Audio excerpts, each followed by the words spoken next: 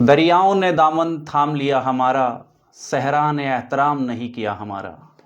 ये शेर कहीं ना कहीं सपा और कांग्रेस के गठबंधन को बयान करने के लिए काफ़ी रहेगा, क्योंकि जैसे जैसे ये दोनों पार्टियां अपने गठबंधन का इस्तेमाल करती है, तो ये बात तो साफ है, कहीं दामन छोड़ दिया और कहीं दामन थाम लिया जाता है। जैसा कि हाल फिलहाल में जम्मू कश्मीर और हरियाणा विधानसभा चुनाव के बाद क्या कांग्रेस और सपा के राजनीतिक रिश्तों में खटास आई है, क्योंकि जम्मू कश्मीर और हरियाणा में कांग्रेस ने सपा को एक भी सीट नहीं दी। चुनाव लड़ने के लिए फिर ऐसा ही कुछ देखने को मिला उत्तर प्रदेश में विधानसभा की 9 सीटों पर हो रहे उपचुनाव में, जब सपा ने भी कांग्रेस के दोनों हाथ खाली ही रखे। और साथ ही महाराष्ट्र विधानसभा चुनाव में सपा ने महाविकास अघाड़ी गठबंधन से दूरी बनाकर 9 सीटों पर अपने खुद की पार्टी के प्रत्याशी उतार दिए। ऐसे में राजनीतिक गलियारों में ये चर्चा शुरू हो गई कि दोनों दल अपने अपने प्रभाव वाले क्षेत्र में एक दूसरे को हैसियत याद दिलाने और मोल भाव करते हैं। ऐसे में क्या सपा और कांग्रेस का गठबंधन 2027 तक साथ रहेगा, या दोनों दल अपने अपने बलबूते पर चुनाव लड़ेंगे? मैं अब अगर बात करूं राजनीतिक विश्लेषकों की, तो मुस्लिम वोट बैंक खिसकने के डर से कांग्रेस से गठबंधन करना समाजवादी पार्टी की राजनीतिक मजबूरी बन गई है, क्योंकि हमने देखा था कि हरियाणा विधानसभा चुनाव में सपा ने कांग्रेस से 5 सीटें मांगी थी, लेकिन बड़े ही मजबूत कांग्रेस के युवा सांसद दीपेंद्र हुड्डा ने कहा कि कांग्रेस का सपा के साथ राष्ट्रीय स्तर पर गठबंधन है और हरियाणा में सपा का कोई जनाधार नहीं है।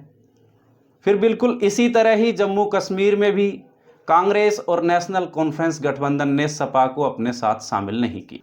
वहां भी समाजवादी पार्टी को अकेले ही चुनाव लड़ना पड़ा। अब इधर बात करें यूपी की, तो यूपी में विधानसभा की 9 सीटों पर होने वाले उपचुनाव के लिए कांग्रेस ने समाजवादी पार्टी से 3 से 4 सीट की मांग रखी, लेकिन हरियाणा चुनाव में कांग्रेस की हार होते ही समाजवादी पार्टी के अध्यक्ष अखिलेश यादव ने कांग्रेस से राजनीतिक बदला लेने के लिए 6 सीटों पर पहले ही अपने प्रत्याशी घोषित कर।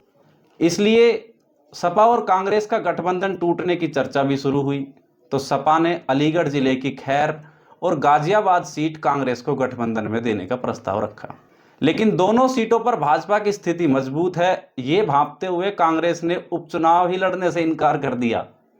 नतीजन सभी 9 सीटों पर समाजवादी पार्टी के प्रत्याशी अब चुनाव लड़ रहे हैं।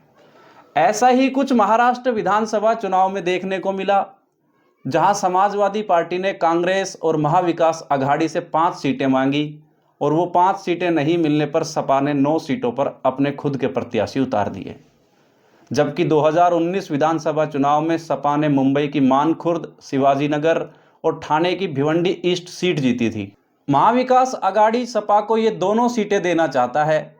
एमवीए ने इन दोनों सीटों पर सपा के खिलाफ प्रत्याशी भी नहीं उतारे, जबकि बाकी 7 सीटों पर सपा के खिलाफ अपने प्रत्याशी मैदान में उतार दिए।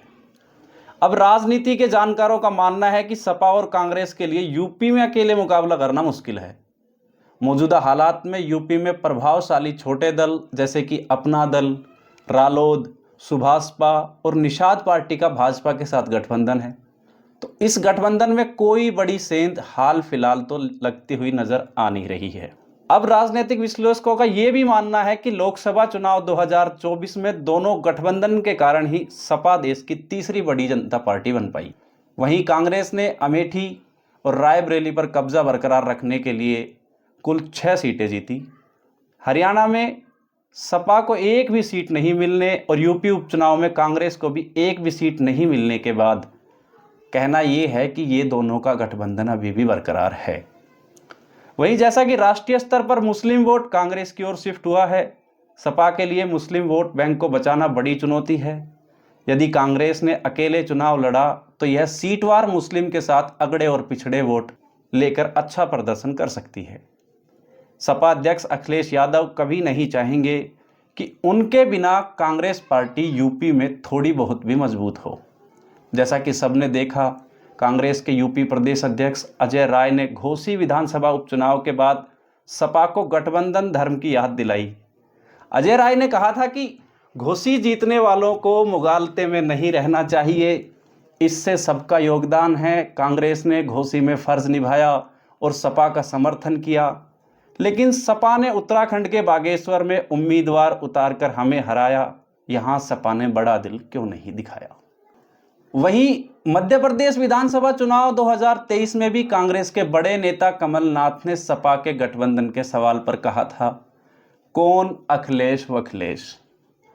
फिर वही मध्य प्रदेश विधानसभा चुनाव में ही टीकमगढ़ जिले की जतारा सीट पर चुनावी सभा के दौरान अखिलेश यादव ने भी कांग्रेस के खिलाफ बयान देते हुए कहा कि अगर आपको राशन नहीं मिलता तो आप बीजेपी को वोट क्यों दें, कांग्रेस को वोट ना दें, कांग्रेस बहुत चालू पार्टी है, उसने हमारे साथ भी धोखा किया है, वो आपके साथ धोखा नहीं करेगी, इसकी क्या गारंटी है, कांग्रेस को वोट कभी मत देना। कांग्रेस वोट के लालच में जातिगत जनगणना की बात करती है। ये शब्द थे समाजवादी पार्टी के अध्यक्ष अखिलेश यादव जी के। अब इस तरह के टकराव और गठबंधन में दोनों ही आपस में बड़े सवाल खड़े करते हैं कि क्या ये गठबंधन सच में कोई गठबंधन है, क्योंकि कहीं पर कांग्रेस सांसद दीपेंद्र हुड्डा हरियाणा चुनाव में सपा को सीटें देने से इनकार करते हैं, कहीं अजय राय जी गठबंधन धर्म की याद दिलाते हैं, तो कहीं पर अखिलेश जी कांग्रेस को चालू और धोखेबाज पार्टी बताते हैं। ऐसा नहीं है कि ये हाल फिलहाल की कहानी है, लेकिन अगर देखा जाए तो इनके गठबंधन का इतिहास भी यही कहता है कि कांग्रेस और सपा के राजनीतिक रिश्ते बनते बिगड़ते रहते हैं। जैसा कि विधानसभा चुनाव 2017 में कांग्रेस ने पहली बार सपा से गठबंधन किया, चुनाव में करारी हार के बाद सपा ने कांग्रेस से गठबंधन तोड़ लिया। फिर लोकसभा चुनाव 2019 में सपा ने कांग्रेस को गठबंधन में शामिल ही नहीं किया, लेकिन कांग्रेस की अमेठी और रायबरेली सीट पर प्रत्याशी नहीं उतारे। और फिर विधानसभा चुनाव 2022 में भी सपा ने कांग्रेस से किनारा ही रखा। अब समझ नहीं आता कि ये किस तरह का छुपा हुआ गठबंधन है। कहीं पर गठबंधन नहीं है लेकिन उनके खिलाफ कैंडिडेट नहीं उतारे जाते। लेकिन अगर हम इतिहास पर नजर डालें तो देखेंगे कि सपा ने हमेशा कांग्रेस को अपनी थाली का निवाला दिया है और कांग्रेस ने सपा को अपनी थाली का। जब 1990 में जनता दल से भाजपा ने समर्थन वापस लिया तो यूपी में मुलायम सिंह सरकार अल्पमत में आ गई थी। तब कांग्रेस के 91 विधायकों ने मुलायम सरकार का समर्थन बचाया। फिर 1993 में भी जब बसपा सपा गठबंधन सरकार बनी थी तब भी कांग्रेस ने सरकार को बाहर से समर्थन दिया। फिर अगस्त 2003 में भी कांग्रेस ने मुलायम सरकार को बाहर से समर्थन दिया था। ये बाहर से समर्थन देना एक तरीके का गठबंधन ही कह सकते हैं। फिर 2009 लोकसभा चुनाव में कांग्रेस और सपा के बीच सीटों के बंटवारे को लेकर कई दौर की बातचीत हुई, लेकिन कांग्रेस ने अकेले चुनाव लड़कर 21 सीटें जीती। और फिर समाजवादी पार्टी और कांग्रेस के बीच विधानसभा चुनाव 2017 में गठबंधन हुआ।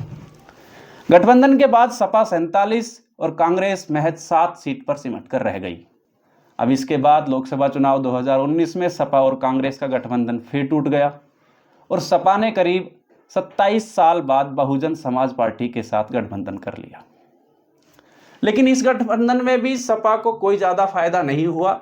हाँ, लेकिन बसपा 0 से 10 सीट पर पहुंच गई, जबकि सपा 5 सीट पर रह गई और कांग्रेस ने अकेले के दम पर चुनाव लड़ा, लेकिन वह महज रायबरेली सीट ही जीत पाई थी।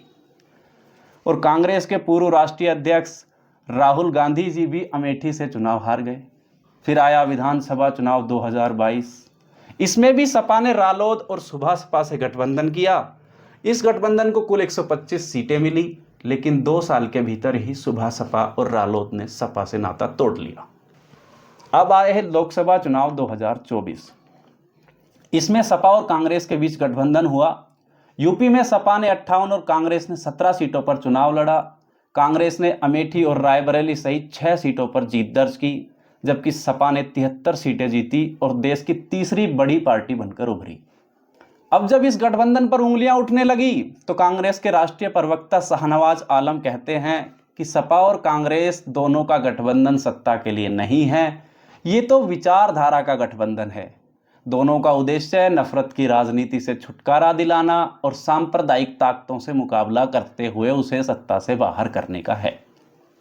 जहां तक सीट शेयरिंग का सवाल है, वो शीर्ष नेतृत्व तय करता है।